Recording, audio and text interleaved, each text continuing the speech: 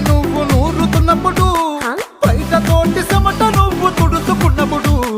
దండాన నీ సొక్కారేస్తున్నప్పుడు నీ ఒంటి వాసన తెగ గుర్తొచ్చినప్పుడు